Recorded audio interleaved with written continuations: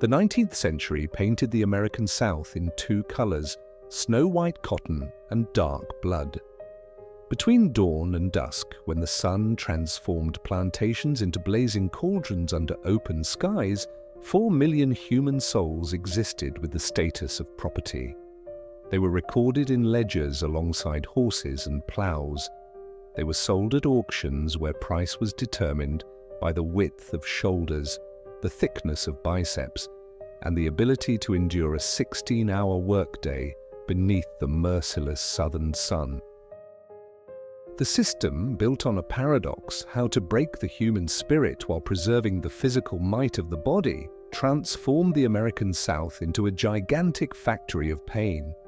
Each plantation represented a microcosm of meticulously calibrated cruelty, where overseers with leather whips served as engineers of human suffering, and slaveholders as architects of an economic empire whose foundation was made of human bones. Cotton reigned supreme. The white gold of the South demanded hands, millions of hands that picked fluffy bowls from sunrise until deep night. The quota for an adult slave was 100 pounds per day. Those who failed to meet it encountered the whip, which left bloody furrows finger-deep across their backs. Those who exceeded the quota received only increased assignments for the next day. The system knew neither mercy nor gratitude, only the cold mathematics of profit and loss. Iron was the language plantations spoke to slaves. Shackles weighing 20 pounds encircled the ankles of the unruly, connecting them with short chains that turned every step into agonizing effort. Iron collars with inward-facing spikes prevented lowering the head for sleep.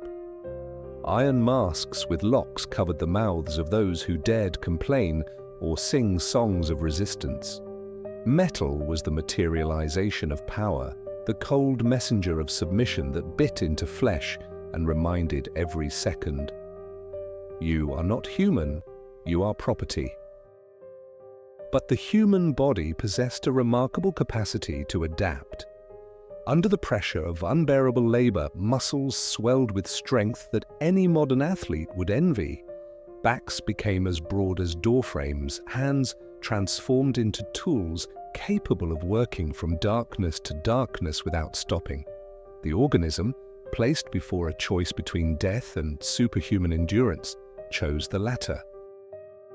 And amid this sea of suffering, sometimes people were born whose physical capabilities crossed the boundary of the ordinary. Planters kept meticulous records. In their office books, each slave received an assessment: prime field hand, mediocre, weak, unfit. A man in his prime, capable of lifting a 300-pound cotton bale, was worth $1,200, a fortune by the standards of the 1840s. A woman of childbearing age who could both work and produce new slaves was valued at $800.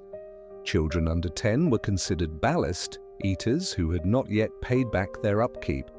Among overseers, legends circulated about slaves with incredible strength, about Big Tom from the Macintosh plantation, who single-handedly lifted a wagon stuck in mud with a load of 1.5 tons, about Sam the Hammer from Georgia, whose sledgehammer blows split boulders that stopped crews of 5 men, about Hannah the Giant from Mississippi, who hauled logs that normally required 4 men to carry.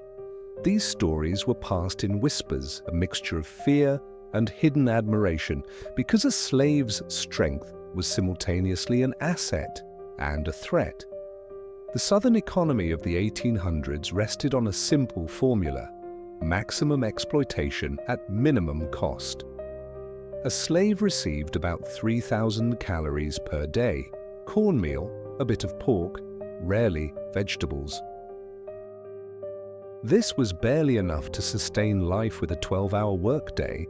They slept in cramped cabins without windows, where in winter months the temperature dropped below freezing, and in summer the air became a suffocating nightmare.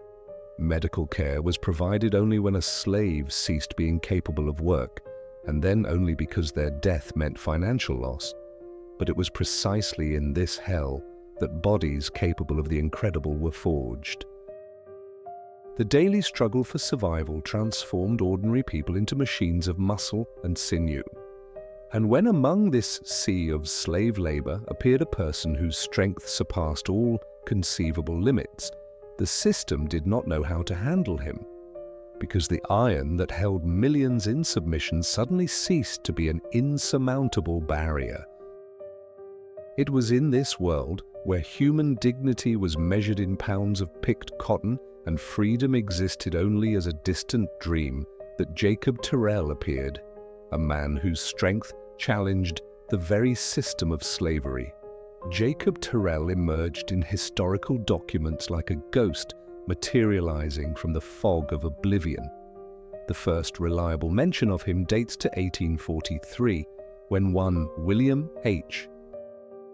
Stoneman, a planter from Charleston County, South Carolina, purchased at a slave market a Negro male, approximately 25 years of age, of exceptional physique, by the name of Jake.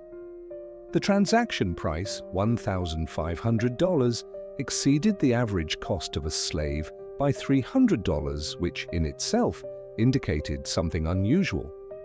But where did this man come from? Who were his parents? On which plantation was he born? What hands first placed shackles on him? History remains silent. Records of slave births were kept carelessly, if kept at all. A slave infant was not a person, he was a future investment, a notation in an accounting ledger. The name Jacob he could have received from an owner, from his mother, or he was simply called that on one of the numerous plantations where human lives mixed like grains of sand in an hourglass. Eleanor Whitman, a historian from Duke University, specializing in the genealogy of African Americans during the slavery era, explains this documentary void. 80% of slaves sold on the domestic market in the 30s and 40s of the 19th century have no traceable origin history. They were torn from families, transported across states, sold 3 or 4 times in a lifetime. Each sale erased part of their past. Jacob Terrell is not an exception, but the rule of that era. However, there are leads, thin threads leading into darkness. In the diary of slave trader Joseph McClintock, dated 1842, mention is made of a young buck of incredible strength brought from the Upper South, possibly from Virginia.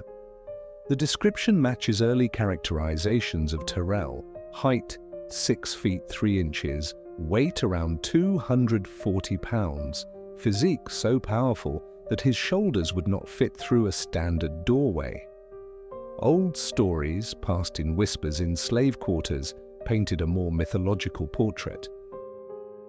According to recollections recorded after the war from former slaves, Jacob was the son of a blacksmith, a man who day after day worked at a blazing forge, whose hands bent horseshoes and forged chains. They said the father taught his son his craft, that the boy from 8 years old hauled an anvil that adult men could barely budge. But was this story truth, or simply a beautiful legend explaining the inexplicable? Professor Marcus Jenkins, an anthropologist from Yale University, offers a scientific perspective. There exist genetic lines predisposed to developing exceptional muscle mass. West African tribes, such as the Yoruba and Igbo, from whom many enslaved people descended, are known for high concentrations of fast-twitch muscle fibers. Add to this the heaviest physical labor from childhood, and you have perfect conditions for developing phenomenal strength. Stoneman's records shed light on Jacob's first months at Oak Grove Plantation. The planter, a man meticulous to the point of pedantry, kept detailed notes about each of his slaves. In an entry from March 1843, he notes, "New Negro Jake demonstrates astounding productivity, picks 170 pounds of cotton daily, which exceeds the norm by 70%. Physique exceptional. In strength trial lifted a tobacco barrel weighing 350 pounds without visible effort. But there was another entry made 2 weeks later, in which anxiety slipped through. Jake demonstrates stubbornness, refused to whip another Negro on overseer's order, had to apply punishment. Noteworthy, after 20 lashes did not make a sound, stood straight as a tree. This causes concern. Defiance and strength, a dangerous combination in a world built on submission. Stoneman understood he had purchased not simply a slave, but a potential threat to the entire system.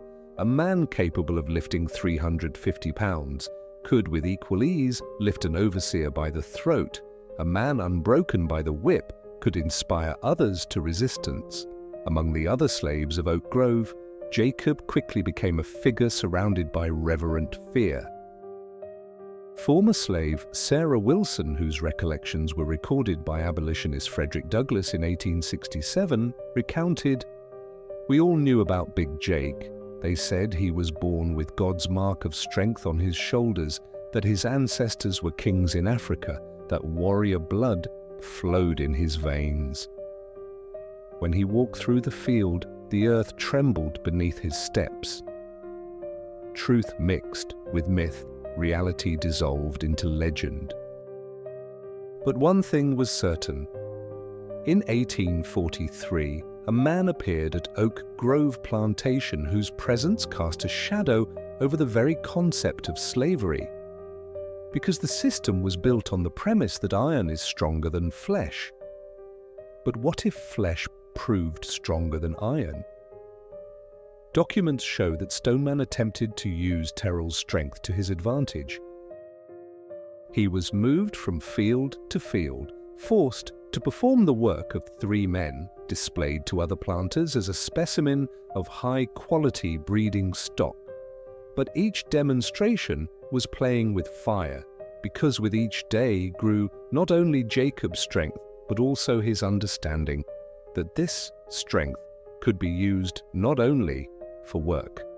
The origin story of Jacob Terrell remains a mystery, shrouded in the silence of archives and the whisper of memory.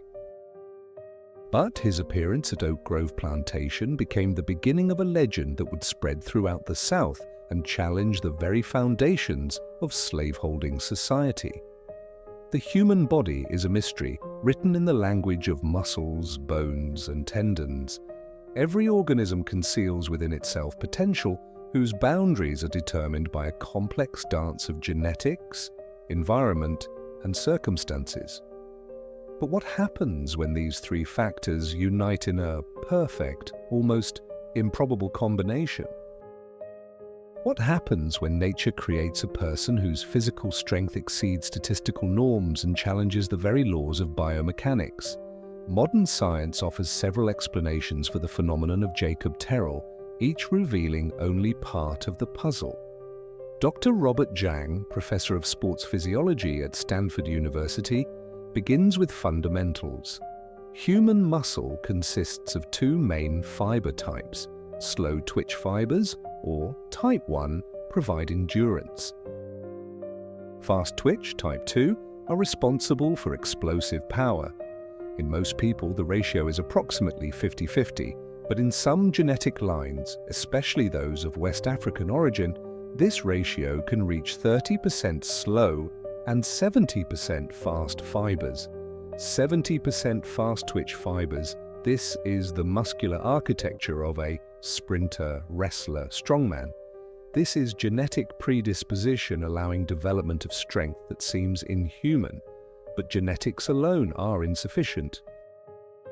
Muscle fiber is like a seed that needs the right soil, right watering, right sun to grow into a tree.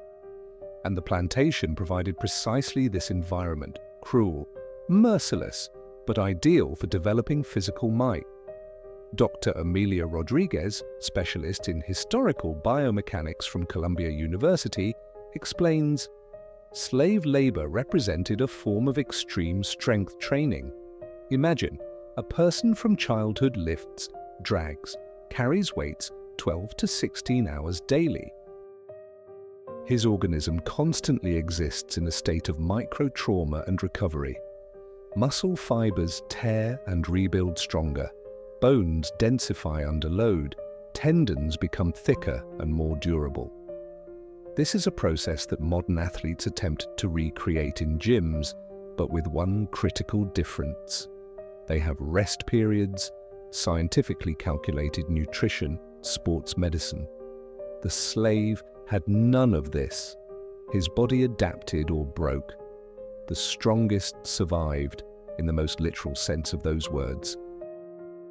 But even in this context, Terrell's abilities exceeded the explicable, breaking chains with bare hands, bending iron bars, withstanding 12 overseers. This required something more than simply a high percentage of fast-twitch fibers and heavy labor. Dr. Michael Thornton, endocrinologist from Massachusetts General Hospital, offers a hormonal explanation. There exists a rare genetic condition called muscular hypertrophy, connected to mutation in the myostatin gene. Myostatin is a protein that limits muscle growth.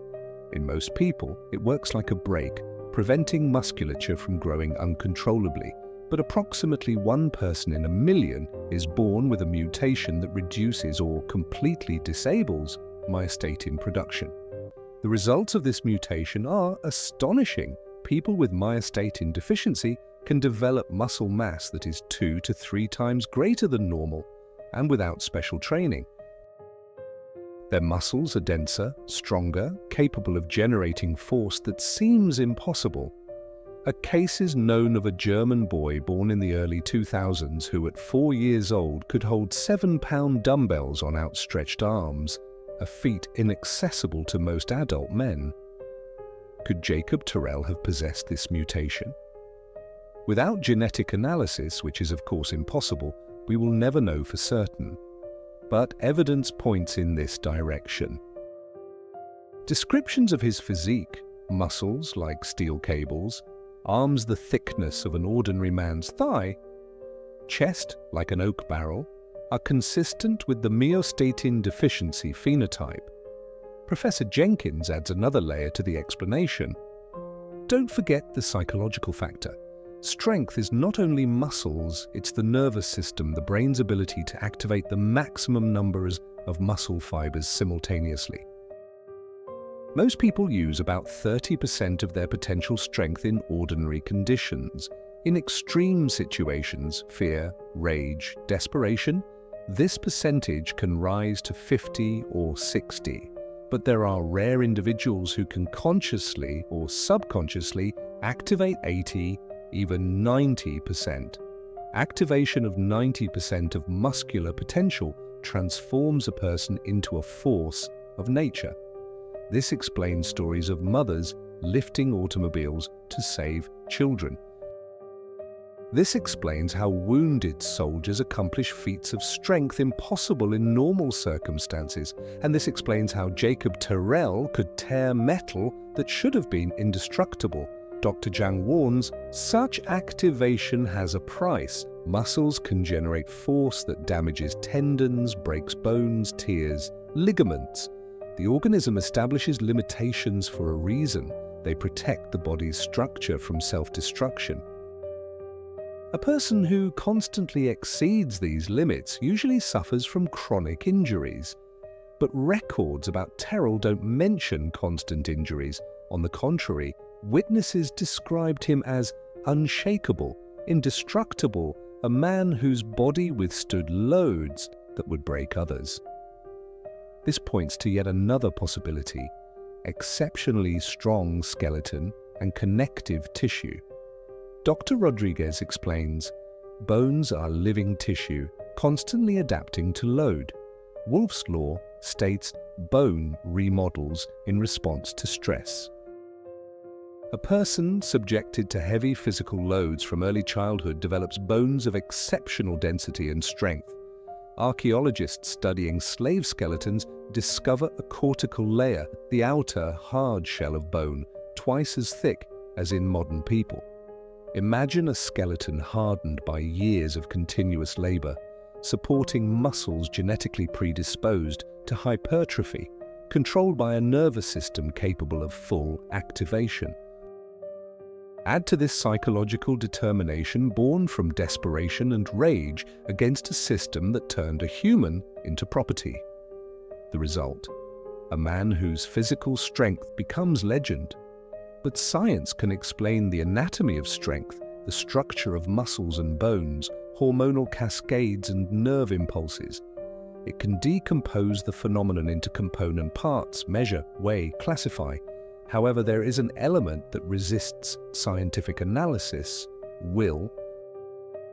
The unyielding desire to be something more than merely a tool in others' hands. The determination to use nature-given strength not for enriching a master, but for asserting one's own human dignity. It was precisely this will that transformed Jacob Terrell's genetic fortune and physical might into a weapon against the very system of slavery. Because strength without will is simply a tool. But strength driven by determination becomes a force capable of breaking chains. August 23, 1844, turned out to be a day when the air above Oak Grove Plantation trembled from heat, transforming the horizon into a mirage of molten glass. Temperature exceeded 105 degrees Fahrenheit, and even overseers sought shade beneath sparse oaks, leaving slaves to work under the scorching sun that sucked the last drops of moisture from bodies. Jacob Terrell worked in Southern Field No. 3, where ripened cotton awaited harvest under the merciless sky. His hands moved mechanically, tearing off white bolls and tossing them into a sack that already weighed more than 120 pounds. Sweat rolled down his face in streams, absorbing into the coarse fabric of his shirt, but he did not stop. Stopping meant the whip.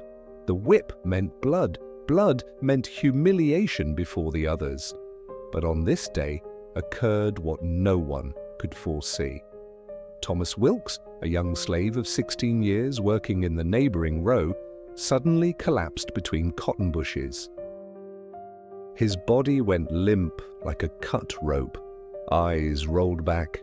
Foam came from his mouth. Heat stroke, the silent killer of plantations, claiming lives by the dozens every summer.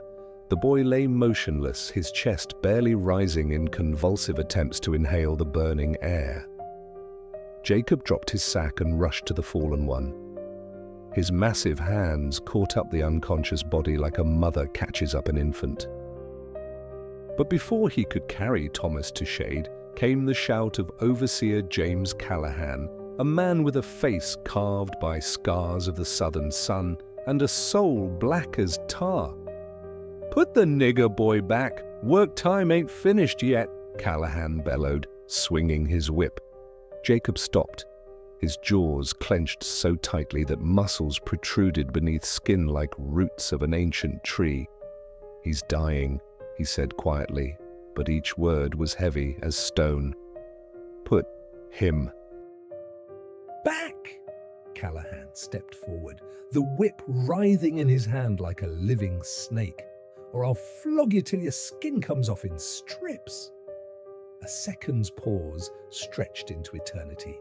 Other slaves froze, transforming into statues among cotton fields. Everyone knew disobedience meant an example for the rest. Callahan could not afford to show weakness, especially before Big Jake, whose strength had already become legend. Jacob slowly, carefully, laid Thomas in the shade of the nearest bush. Then straightened to his full height, 6 feet 3 inches of anger clothed in flesh. "No," he said simply.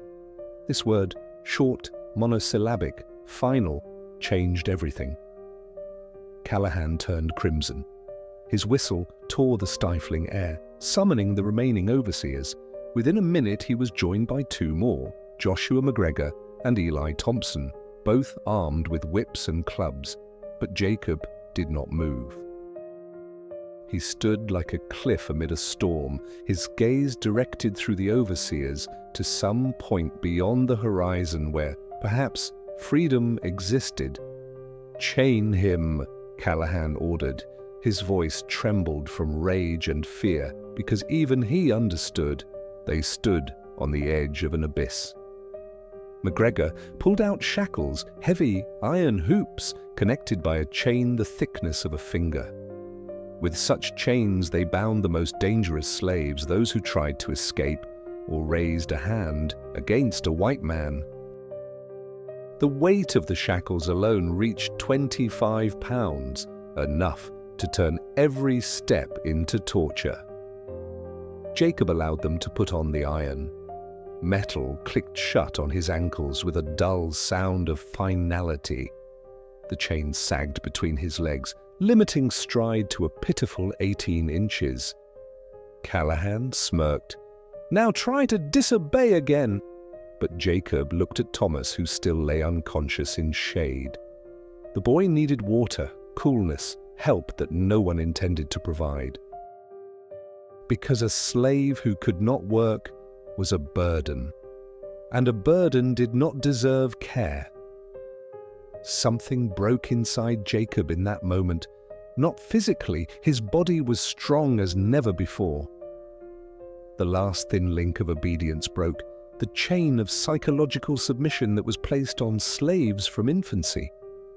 He was no longer property. In this moment, beneath the merciless August sun, Jacob Terrell decided that iron would not be his master. He squatted down. His hands, these titanic instruments of strength, grasped the chain between ankles, muscles on forearms swelled like cables under load, shoulders expanded, chest arched, every fiber of his being concentrated on one single goal, to break what was considered unbreakable.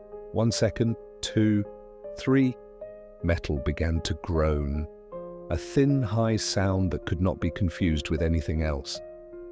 This was the sound of iron resisting force exceeding the blacksmith's calculations. The chain tensed, individual links began to deform, stretch under inhuman pressure. Callahan opened his mouth but made no sound. McGregor and Thompson froze, their hands dropping limply. Other slaves stopped breathing. The world narrowed to one point, the place where human flesh battled metal, and metal lost. With a loud click resembling a musket shot, the chain snapped. A link, forged to withstand a load of 1,000 pounds, tore like rotten rope. Chain fragments hung from his ankles like mockery of attempts to bind him. He again approached Thomas, lifted the unconscious body and carried him to the barracks where a water barrel was stored. No one dared stop him. Even Callahan, a man who boasted he could break any slave, retreated, pale as linen. Witnesses to this event, and there were more than 40 people, told about it until the end of their days. Sarah Wilson, whose recollections were recorded 23 years later, said, "I saw how iron broke in his hands, as if it were a twig, not a chain. And I understood in that moment, there is strength greater than all their whips and shackles. The strength of a man who decided to no longer be a slave." Thomas Wilkes survived. Cold water and shade returned him to life.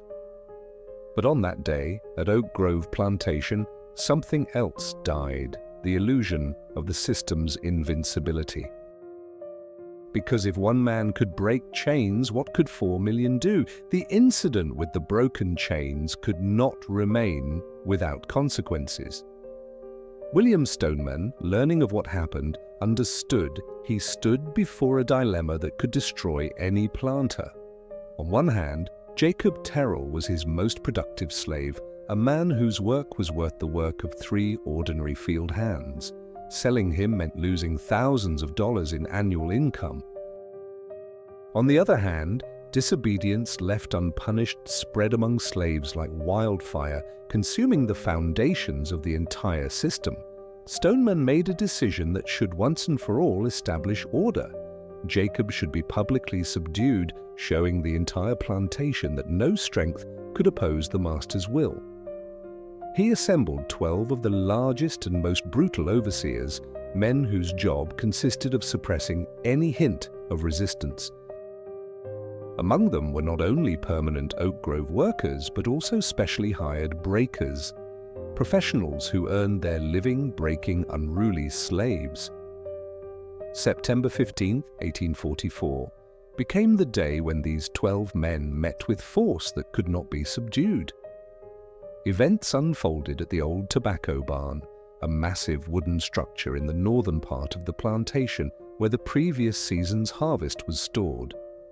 Jacob was summoned there under the pretext of needing to move heavy barrels. This was a trap, and he knew it, but there was no choice. Refusal of the master's order meant immediate sale at auction, possibly to one of Louisiana's sugar plantations, where the average slave lifespan was 7 years. When Jacob entered the barn's semi-darkness, 12 men already awaited him. They formed a semicircle, blocking the only exit. In their hands were thick ropes, iron shackles of new construction, more massive, with locks impossible to break, and wooden clubs the size of baseball bats. James Callahan, still burning from the humiliation 3 weeks prior, stepped forward. His voice was cold as ice. "Stoneman wants you to understand your place, Jake. We're going to show you what happens to niggers who forget who their master is." Jacob slowly surveyed those gathered. Each of these men weighed no less than 200 pounds. Each was armed. Each had experience suppressing resistance. By any logic, the outcome was predetermined. 1 against 12, unarmed against armed, slave against representatives of the system. But logic did not account for one thing. Jacob Terrell was no longer a slave in spirit. His body still belonged to Stoneman by law, but his spirit had already gained freedom in the moment when iron snapped in his hands. "I won't touch anyone," Jacob said quietly. "Just let me leave." The answer was laughter, crude, mocking, full of confidence in their own superiority. Then 2 men, McGregor and a giant named Rufus Jones, whose fists were famous for knocking out teeth with one blow, rushed forward, trying to grab Jacob by the arms. What happened next, witnesses described as a whirlwind, a hurricane of human force that could not be stopped or controlled. Jacob did not attack. He simply did not allow himself to be grabbed. When McGregor tried to clasp his right arm, Jacob jerked aside and the overseer flew across the barn like a rag doll, crashing into the wall with such a crash that beams trembled. Jones attempted to strike at the stomach, putting his entire 250-pound mass into it. His fist met muscles hard as oak board. Jacob did not even step back. Instead, he grabbed Jones by the wrist with one hand and hurled him onto a pile of tobacco bales in the barn's corner. The man weighing a quarter-ton flew through the air like a sack of grain. The remaining 10 overseers attacked simultaneously. This was not a fight. This was a battle between a man and an ocean of fury. Clubs rained down on Jacob's back, shoulders, arms, ropes wrapped around his neck, arms, torso. Men clung to his legs, trying to topple the giant to the ground. But Jacob stood, Callahan recalled later in testimony before the planters' court. It was like trying to fell an oak with bare hands. "We beat him, pulled him, pressed with all our mass, and he just stood. I saw how 2 of my best men hung on his left arm, trying to bend it to the ground. He raised his arm, and they hung in the air like children on a swing." The barn transformed into chaos of collapsing bales, breaking boards, and screams. Jacob did not strike blows. He simply threw off attackers like a man shakes off annoying flies. When 3 men tried to topple him by grabbing his legs, he simply continued walking to the exit, dragging them behind him across the earthen floor. When 4 clasped his torso trying to compress ribs, he took a deep breath and his ribcage expanded so much that ropes snapped like rotten threads. Eli Thompson, the heaviest of the overseers, 280 pounds of pure mass, jumped on Jacob's back, wrapping his arms around his neck in an attempt to strangle him. Jacob reached back with one hand, grabbed Thompson by the shirt, and flipped him over his head. The man flew a good 10 feet before landing on a pile of empty sacks. The battle lasted 27 minutes. Witnesses noted the time by Stoneman's pocket watch, who observed what was happening from a safe distance, his face growing paler with each minute. 27 minutes during which 12 professional breakers could not overcome one man. When Jacob finally exited the barn, 5 overseers lay unconscious, 3 clutched broken ribs or dislocated limbs, and 4 simply stood, stunned and humiliated, unable to continue. Jacob himself was covered in bruises and abrasions, traces of club blows and ropes, but he walked straight, with head raised, a symbol of unbroken will. Stoneman dared not stop him. The planter, whose power extended over the life and death of 300 souls, stood silently and watched as his most valuable slave returned to the barracks. Because on this day he understood a simple truth: some people cannot be enslaved, no matter how hard you try.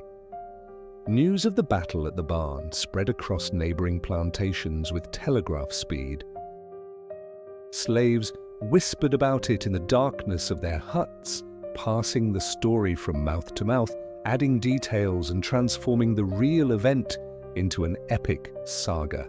For them, Jacob became more than a man. He became a symbol that resistance is possible, that the system is not omnipotent, that even the heaviest chains can be broken. For planters, however, this incident became a nightmare that haunted them at night. If one slave can withstand 12 armed men, what will happen if slaves begin acting together? What will happen if Jacob's strength inspires others not only to resistance but to rebellion? The battle at the barn did not end in victory in the traditional sense. Jacob did not escape, did not free himself, did not overthrow his oppressors. But he did something more important, proved that the human spirit cannot be shackled, even if the body remains captive. After the battle at the barn, William Stoneman found himself in a position unprecedented in the history of Southern slaveholding. He had a slave who could not be physically compelled to obedience, but who nevertheless continued to work, follow orders, and made no escape attempts. Jacob Terrell became a living paradox, a man whose strength made slavery theoretically impossible, but who by his own incomprehensible will remained within the plantation's boundaries. Stoneman made a strategic decision. If Jacob could not be broken, he could be used. The planter began demonstrating his unusual slave to neighbors, transforming Terrell's physical might into an instrument of his own prestige. These demonstrations, conducted in autumn and winter of 1844, left testimonies that to the modern person seem almost incredible. The first documented demonstration occurred in October when a group of planters from neighboring counties arrived at Oak Grove for the annual discussion of cotton prices. Stoneman, wishing to make an impression, ordered iron rods brought that were used to reinforce barn gates. Each rod was an inch thick, forged from the finest steel, capable of bearing the weight of a loaded wagon. Jacob took the rod in his hands and simply began bending it. Not with dramatic efforts, not with grimaces of strain on his face, simply bent as a gardener bends a branch for grafting. Metal groaned, resisted, then obediently took the shape given to it. In 3 minutes, a straight iron bar transformed into a perfect horseshoe. Colonel James Westmoreland, owner of 3 of the largest plantations in South Carolina, left a record in his diary. Saw today something that defies all laws of nature. Stoneman's Negro bent an iron rod with bare hands as if it were wax. 2 blacksmiths present at the demonstration declared that this requires heating metal to a temperature of no less than 1,000 degrees, but the rod was cold. I swear I saw this with my own eyes and still cannot believe it. But this was only the beginning. Stonemen, encouraged by the reaction, began arranging increasingly impressive demonstrations. In November, when repair of the old cotton warehouse began, Jacob was ordered to remove an iron grating from a window. The grating consisted of 6 vertical rods, each 3/4 of an inch thick, embedded in a stone frame. Normally, such work required 3 men with crowbars and hammers, working several hours. With a deafening crash, the entire grating tore from the wall, and the rods that should have been straight curved outward like petals of a metal flower. Work calculated for 3 hours took 7 minutes. Master Mason Patrick O'Connor, an Irishman hired for repair work, later recounted in a tavern, "I've worked 30 years with stone and metal, seen strong men, seen mechanical presses, seen steam engines, but never saw human hands do what that black devil did. He tore the grating from stone like a carrot from a garden bed. I swear by St. Patrick, if I hadn't seen it myself, I'd tell anyone who told me such a thing to go to hell." In winter of 1844 occurred an incident that became perhaps the most dramatic testimony of Jacob's strength. During transport of heavy equipment for a cotton gin, one of the wagon's axles broke under the weight of a load of 2.5 tons. The wagon stuck on the dirt road, blocking passage. Normal procedure required unloading the wagon, replacing the axle and reloading, work for a whole day for a crew of 8 men. Jacob proposed another solution. He stood under the wagon's edge, bracing his shoulder against the frame, and began lifting. Wood groaned. Ground beneath his feet settled several inches from pressure. Veins on his neck swelled like ships' rigging ropes, and the wagon began rising. Centimetre by centimetre, with agonizing slowness but unstoppably, the 2-ton structure lifted from the ground. When sufficient gap formed under the wheel, other slaves placed logs beneath. Jacob held the weight 73 seconds, time measured by the overseer's pocket watch. 73 seconds during which one man supported a load capable of crushing a horse. Dr. Elizabeth Turner, a modern sports medicine specialist from the University of North Carolina, comments, "Even with the most optimistic calculations, considering leverage advantage of position and weight distribution, Terrell must have supported a load of at minimum 800 pounds. For comparison, the modern world record in barbell squats is about 1,300 pounds, but that's using special equipment, technique, and preparation. Holding such weight in static position over a minute, this is physiologically on the edge of possible. But for Jacob, this was not on the edge. This was the reality of his existence. Each demonstration of strength added new layers to the growing legend. Slaves whispered that he had made a deal with ancestral spirits, that African gods had granted him strength in exchange for a promise to one day destroy the slavery system. Planters spoke of natural anomaly, of genetic deviation, trying to fit the unfittable into frameworks of scientific explanation. There were other cases, less documented but no less impressive.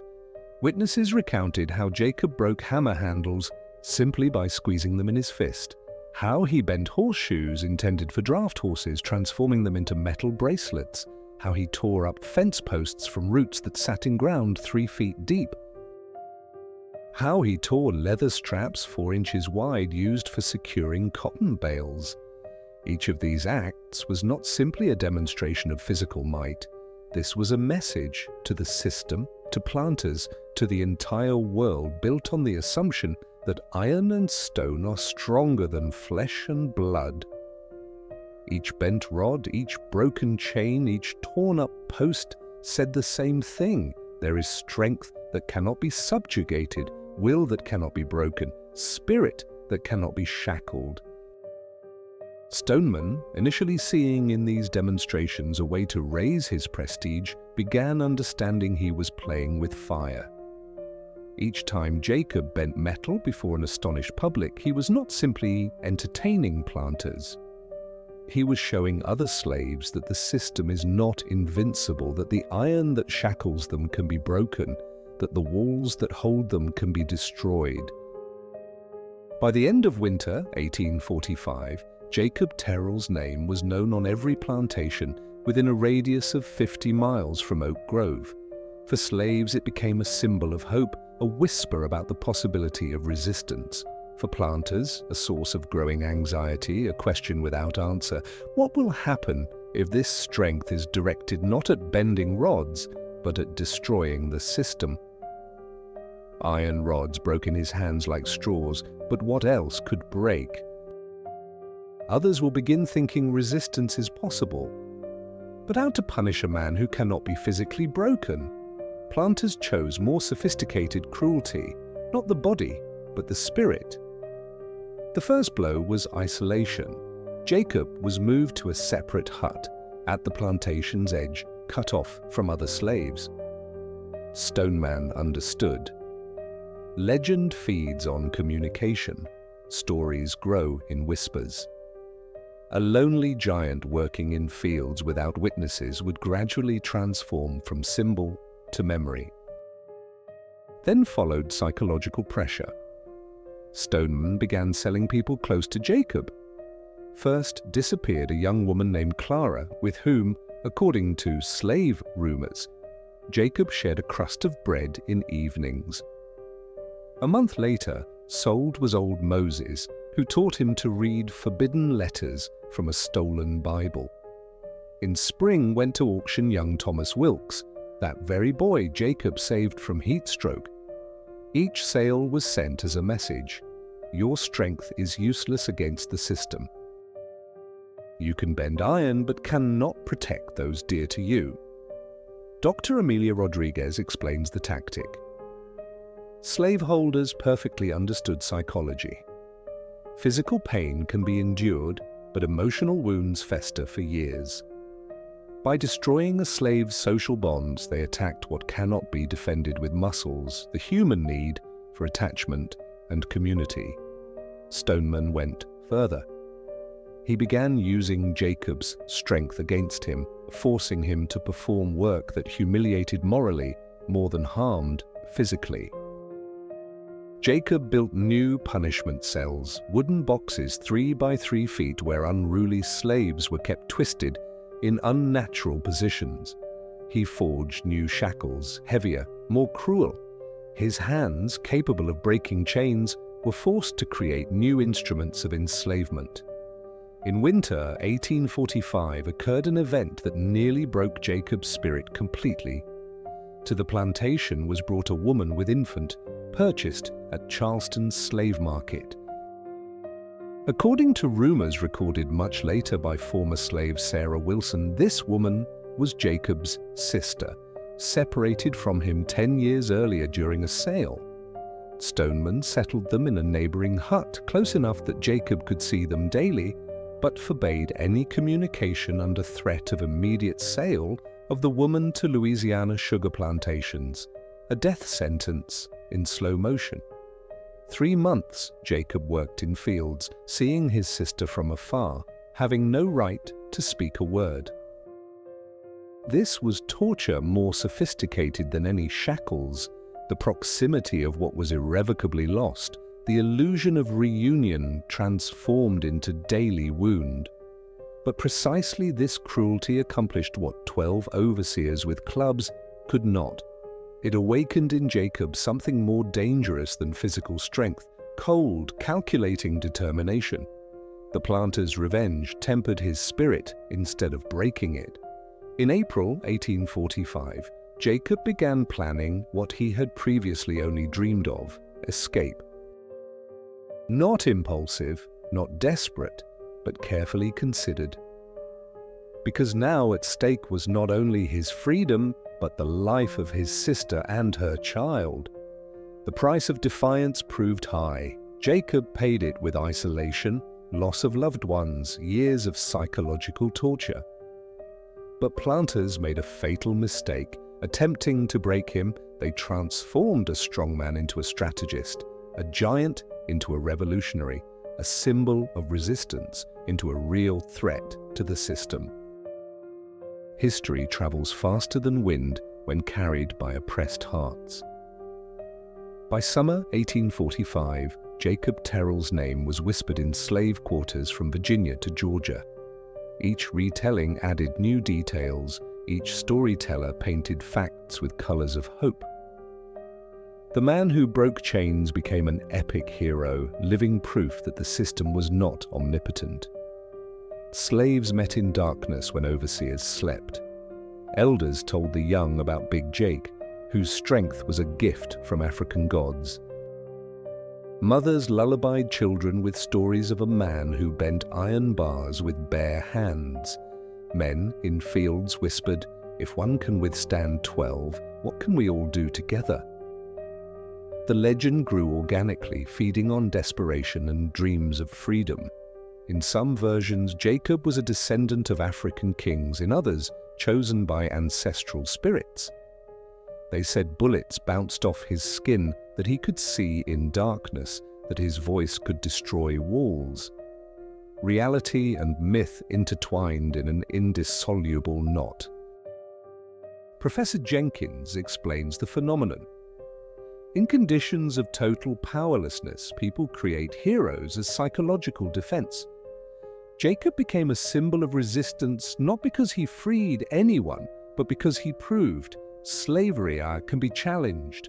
His physical strength transformed into a metaphor for spiritual defiance. Abolitionists in the North heard about this and began using the story in their propaganda. Frederick Douglass mentioned a slave with the strength of Samson in his speeches of 1847. The Underground Railroad, a network helping fugitive slaves, passed stories about Jacob as proof that enslaved people were capable of superhuman resistance.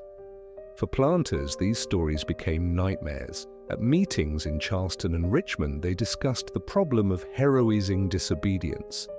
Some demanded Jacob's public execution as warning. Others insisted on selling him to the Deep South, where he would disappear without trace. But Stoneman hesitated. Jacob still brought income, working for three, and the planter secretly enjoyed the prestige of owning the strongest Negro in the South. This pride would prove his fatal mistake. By autumn 1845, the myth of Jacob Terrell had taken root in the collective memory of enslaved people. He became more than a man.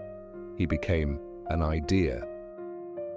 An idea that chains can be broken, that the system is not eternal, that freedom is possible for those strong enough in spirit to fight for it.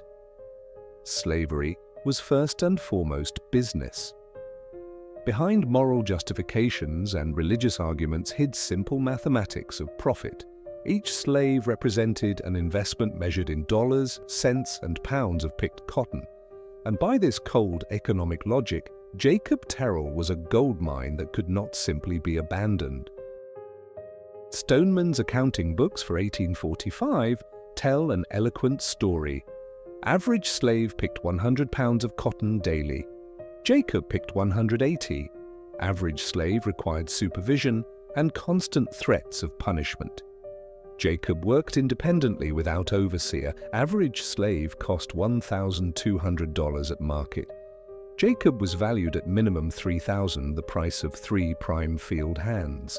But there was another side to the coin, Dr.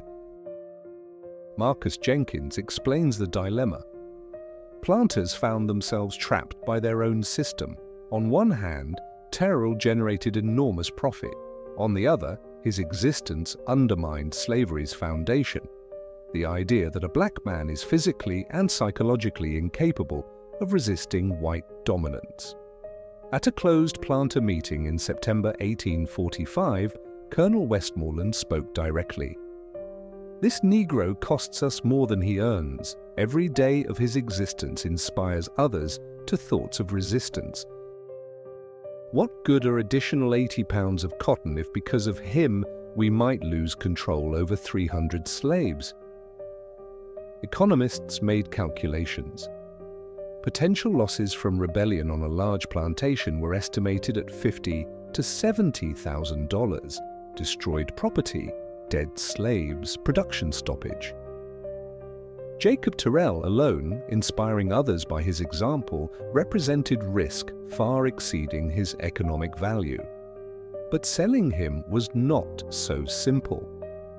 Who would buy a slave capable of breaking chains? Who would risk keeping on their plantation a man whose legend had already spread throughout the South? Some planters told Stoneman directly, "Keep that devil yourself. I don't want my niggers seeing what's possible." An absurd situation arose. The region's most valuable slave was also the most undesirable commodity.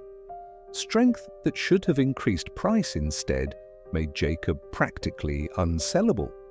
Stoneman attempted to find compromise. He proposed renting out Jacob to neighboring plantations for heavy work, at $50 per week, an astronomical price. But after the first rental, when Jacob in 3 days completed a month's quota of forest clearing, other slaves on that plantation began openly expressing dissatisfaction. If he can do this, why must we work slower? A question planters feared most. By winter 1845, it became obvious. The economics of fear defeated the economics of profit. At a meeting of South Carolina's largest slaveholders, an unofficial decision was made. Jacob Terrell must be eliminated. Not sold, not isolated, but physically destroyed, presenting it as an accident. But the system had one problem: how to kill a man impossible to kill by ordinary methods. Poison, accidental injury, staged attack, all required proximity to the victim. And no one wanted to approach Jacob Terrell after the battle at the barn. The economic paradox reached its apex: a slave too valuable to lose but too dangerous to keep. A system built on cold calculation faced a problem impossible to solve with mathematics. Because Jacob was not simply an economic unit, he was an idea. And ideas are not killed by bullets nor bought with dollars. May 1846 brought to Oak Grove Plantation the first signs of summer, suffocating heat and ripening cotton. But along with them came something else. Jacob Terrell's carefully planned attempt to gain freedom. After months of observation, calculations, and preparation, he decided that physical strength without strategy was merely a useless tool in desperation's hands. His plan was simple and ruthlessly logical.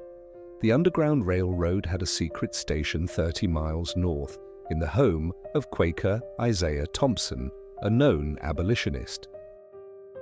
Reaching there meant 3 nights of running through swamps, forests, and slave-catcher patrols. For an ordinary person, this was suicide.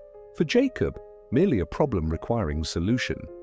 He prepared methodically, stole food bit by bit, dried pork, cornmeal, hiding supplies in a hollow of an old oak behind the southern field, studied patrol routes, memorizing their rounds' timing with clockwork precision, observed stars, learning navigation by the North Star that old Moses told him about before being sold. But most important, he planned not only his own escape. Jacob decided to take with him his sister Hannah and her 2-year-old son Isaac. This complicated everything geometrically. A woman with infant could not run fast. A child might cry at the wrong moment. But for Jacob, this was not a choice. Freedom without family was empty illusion. On May 23rd, on a moonless night when darkness was so thick it could be cut with a knife, 3 fugitives left the plantation. Jacob carried Isaac on his back. Hannah held onto his shirt, following him through thicket. They moved north to where, according to rumors passed in whispers, land promised freedom. The first night passed without incident. They covered 10 miles, making their way through swamps where hounds lost scent in stagnant water. Jacob used his strength not for combat but for survival, carried his sister and child across deep streams, pushed apart thorny thickets with bare hands, creating path where there was none. But on the second night, luck turned away. A slave catcher patrol, led by professional hunter Jebediah Crown, detected them at dawn 5 miles from the Quakers' safe house. 4 men with rifles, 2 hounds, and decades of experience hunting fugitives. Against them, 1 man, a woman, and an infant. Crown later gave testimony before court. "I've seen hundreds of fugitive niggers. Usually they surrender seeing rifles. This one, no." He put woman and child behind his back and simply stood on the road, looking at us. I shouted at him to surrender. He said, "Shoot if you must, but I'm not going back."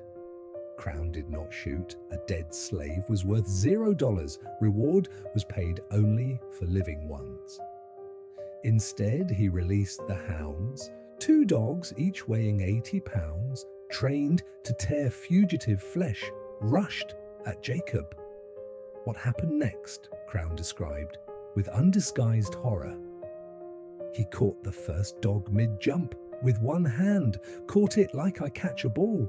The second latched onto his leg and he didn't even cry out. Just tore it off and hurled it into bushes. Both dogs ran with tucked tails, whimpering like puppies. Catchers attempted to take him by force, but after the battle at the barn, Jacob had learned to use his might more efficiently. He did not attack, he defended, threw people back without dealing lethal blows, creating around his sister and child an impregnable fortress from his own body. 3 minutes, 4 armed men could not break through 1 person. But strategy has weakness, impossible to defend and attack simultaneously. While Jacob fought off 3, the 4th catcher circled from the side and grabbed Hannah by the arm. Isaac screamed, and in that moment Jacob made the mistake that cost them freedom. He became distracted. Crown did not miss the chance. A rifle butt strike at the skull's base, not strong, not lethal, but sufficient to momentarily cloud consciousness. Jacob fell to his knees. Another second he tried to rise, but ropes already wrapped his hands, legs, neck. This time, catchers took no risks. They bound him so that even his strength could not break 10 layers of thick hemp rope. The road back to the plantation took 2 days. Jacob was transported in a cage on a cart, bound hand and foot. Hannah and Isaac were led alongside, in shackles. When the procession arrived at Oak Grove, the entire plantation was lined up to observe the fugitives' return. Stoneman wanted to turn this into a lesson for the remaining slaves, but the lesson turned out differently than the planter planned. Slaves saw not defeat, they saw an attempt, saw that Jacob reached within 5 miles of freedom, saw that he withstood armed men and hounds protecting his family, saw that his capture required a trap because in honest confrontation he was invincible. Punishment was cruel. Jacob was chained to a post in the square and whipped 50 times, the maximum number permitted by law, without killing a slave. Each blow left a bloody furrow on his back. But even under the whip, he made no sound, asked no mercy, did not break. Hannah and the child were sold the next day. Stoneman knew this was the only punishment that truly wounded Jacob, not physical pain, but loss of the last family connection. woman and infant were taken to a plantation deep in Georgia. Jacob never saw them again. Professor Jenkins analyzes the escape attempt. This was an almost perfectly planned operation. Terrell used his physical strength as tactical advantage, but understood that strength alone was insufficient. He applied strategy, logistics, planning. Failure occurred not from lack of might or intelligence, but from human weakness, love for family that made him vulnerable. The escape attempt did not bring Jacob freedom. But it proved something important. Strength combined with strategy can challenge the system, that even the most carefully constructed structure of oppression has cracks, and that sometimes defeat can inspire more than some victories. Jacob Terrell was not the only one. In plantation archives, slaveholder diaries and former slave memoirs are preserved stories of other people whose physical strength challenged the boundaries of possible. They were rare, perhaps 1 in 10,000, but their existence proved the Terrell phenomenon was not a unique miracle, but a manifestation of certain genetic and environmental factors. In Virginia of the 1830s lived a slave named Samson, a name given him by a planter in mockery that became prophecy. Monticello plantation documents mention a Negro of exceptional strength, capable of lifting a tobacco barrel weighing 400 pounds. Samson became famous for single-handedly moving a stuck stone millstone weighing over half a ton. But unlike Jacob, he never showed defiance. His strength served only labor. On Louisiana plantations, they told of a woman named Diana the Giantess, who worked sugarcane fields in the 40s. Witnesses claimed she could carry sugarcane sacks weighing 220 pounds, a load with which 2 men barely coped. Dr. Rodriguez notes, women with such physical strength were even rarer than men, which makes Diana's case particularly remarkable from a medical standpoint. In Mississippi lived Big Joe, whose story partially intersected with Jacob's legend. In 1847, he allegedly tore an iron chain binding him to another slave. The planter ordered him whipped to death, but according to records, Joe withstood 120 lashes and survived, a medical impossibility that speaks either of exaggeration or phenomenal endurance. Professor Jenkins conducts comparative analysis. A common trait of all these people, West African origin, heaviest physical labor from childhood, and probably genetic peculiarities. But Terrell's key distinction is that he used strength not only for work, but for resistance. Others were strong but submissive. He was strong and defiant. This defiance transformed Jacob from strongman to symbol. Samson lifted weights but did not lift his head. Diana hauled loads but did not carry freedom's banner. Joe broke a chain but not the system. Jacob became one who showed physical might united with will to freedom can become weapon against slavery itself. Modern medicine views Jacob Terrell's case through the prism of endocrinology, genetics, and sports physiology, attempting to explain what 19th century witnesses called miracle or curse. Each hypothesis reveals a new facet of the phenomenon, but none gives a complete answer. Dr. Thornton returns to myostatin deficiency theory. If Terrell indeed possessed this mutation, his body was simultaneously the greatest gift and heaviest burden. Imagine muscles growing constantly, requiring enormous amounts of calories that a slave almost never received. His organism literally devoured itself to maintain this mass. Hunger was a constant companion. 3,000 calories daily barely sufficed for a body weighing 240 pounds with 16-hour workdays. Dr. Jang calculates to maintain such muscle mass with such loads required minimum 5,000 calories. A 2,000 calorie difference meant chronic depletion of reserves, joint pain, constant fatigue. Strength had a price, and this price was measured in suffering. There is another hypothesis. Dr. Elizabeth Turner suggests pituitary gigantism. Excessive growth hormone production could explain not only strength, but also Jacob's height, 6 feet 3 inches in an era when the average man was a foot shorter. But gigantism shortens life. The heart cannot bear the load, joints deteriorate under body weight. Was Jacob's gift also a death sentence? Archives are silent about his fate after 1846. Some historians suppose he died young, perhaps not reaching 35 years. Others believe he nevertheless escaped and dissolved into history under another name. Medical hypotheses lean toward the first variant. A body capable of superhuman feats rarely serves long. Dr. Rodriguez summarizes, Tyrrell was a living paradox. His strength made him priceless and unmanageable, desired and dangerous, a symbol of hope and source of fear, but that same strength probably slowly killed him from within. The gift that the system tried to use was also a curse for which no cure existed. Ultimately, the question remains unanswered.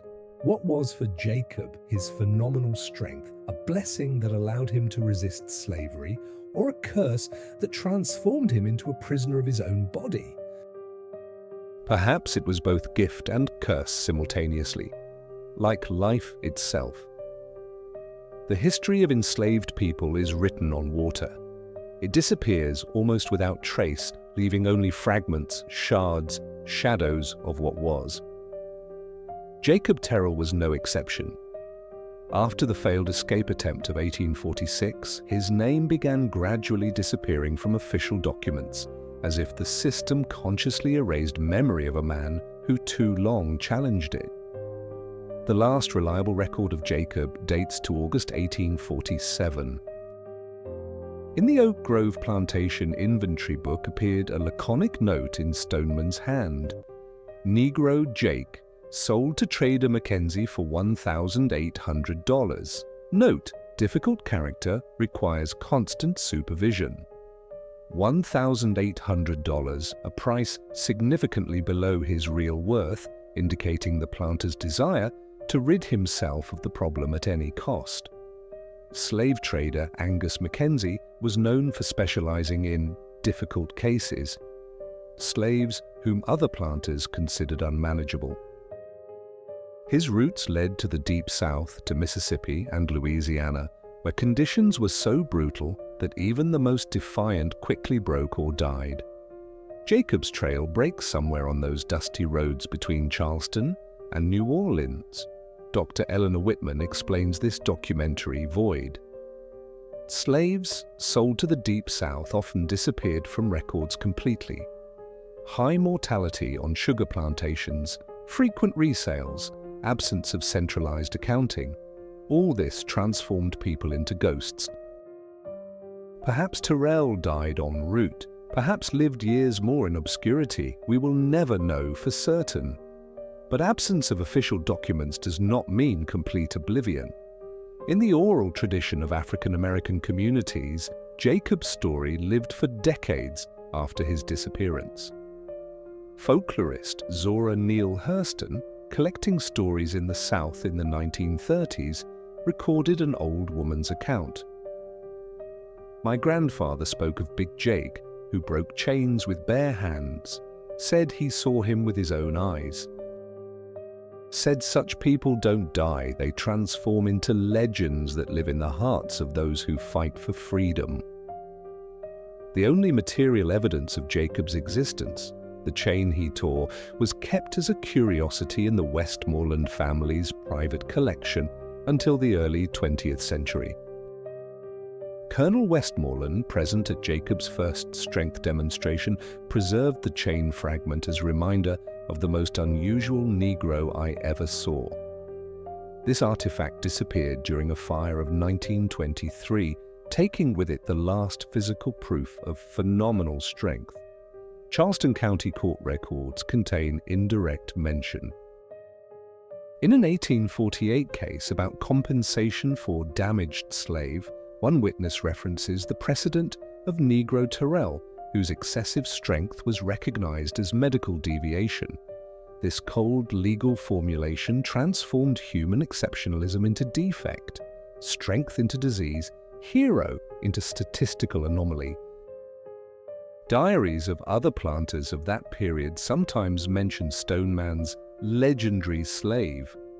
In the records of James Hammond, one of South Carolina's largest slaveholders, is a noteworthy phrase from December 1847.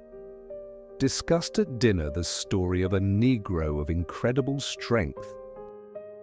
Some consider it exaggeration.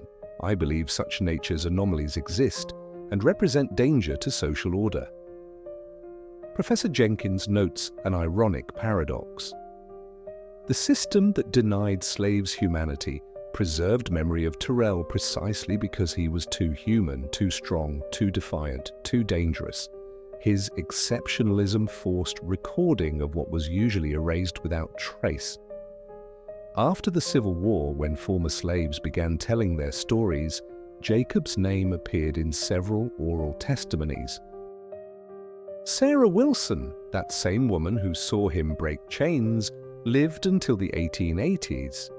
In an interview recorded by historian George Washington Williams, she said, "Big Jake showed us we are people, not cattle, that inside us is strength no master can break. Don't know what happened to him after the sale.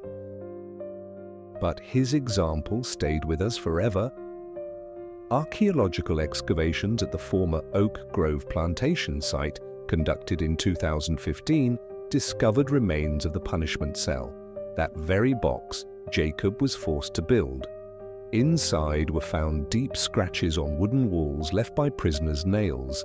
Impossible to say whether among these traces were marks of Jacob's hands, but their existence is silent testimony to the cruelty against which he rebelled.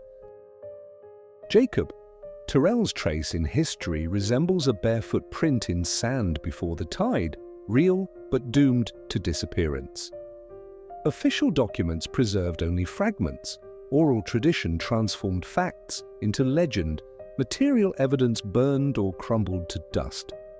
But the idea itself, the idea that a person can be stronger than the system, that dignity cannot be shackled, that resistance is possible even in darkest circumstances, this idea survived time. Archives hold not so much the story of Jacob Terrell's life as proof that he existed.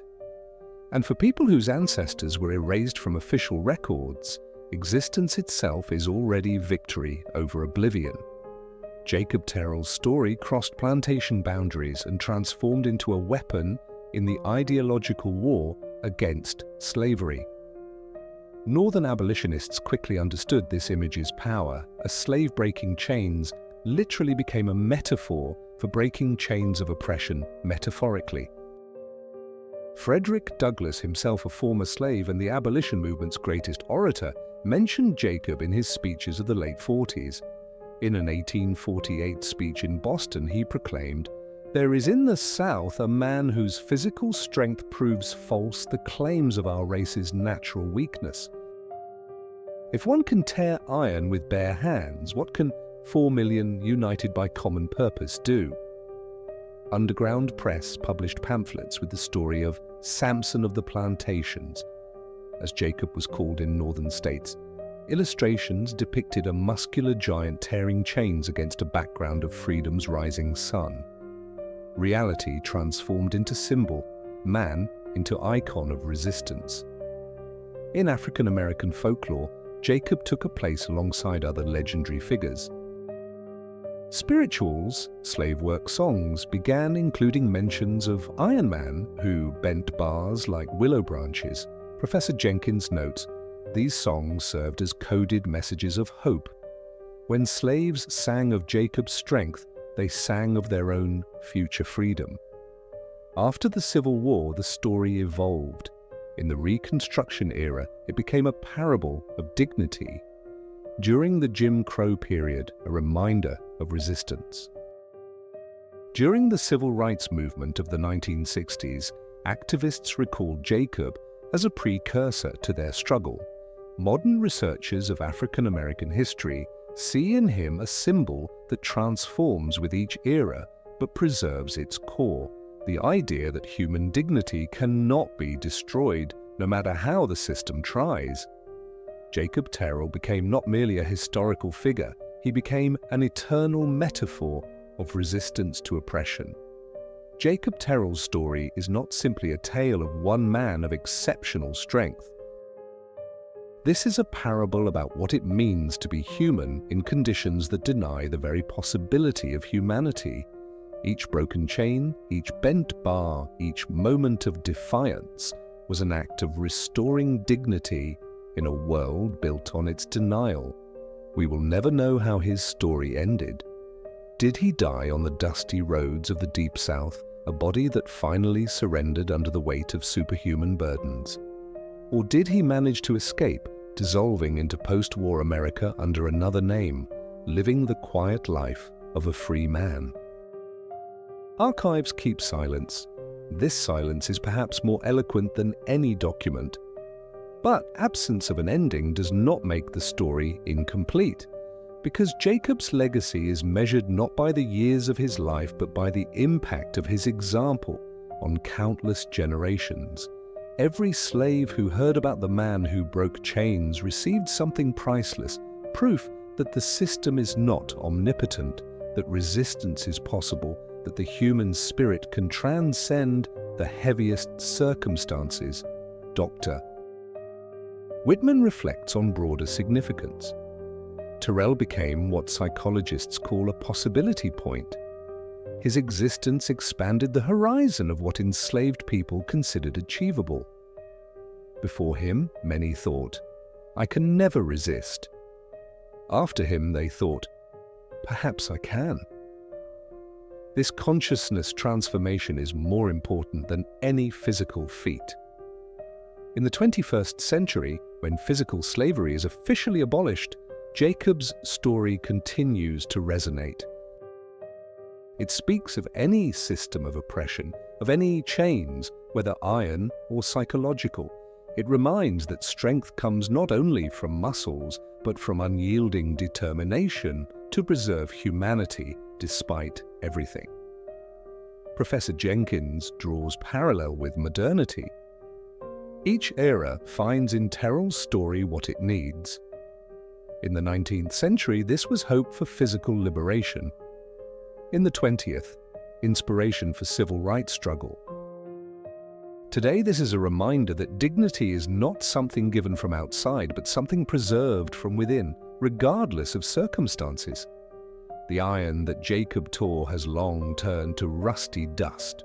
Oak Grove Plantation exists now only as an archaeological monument. All participants in this drama, planters, overseers, slaves, passed into oblivion over a century ago.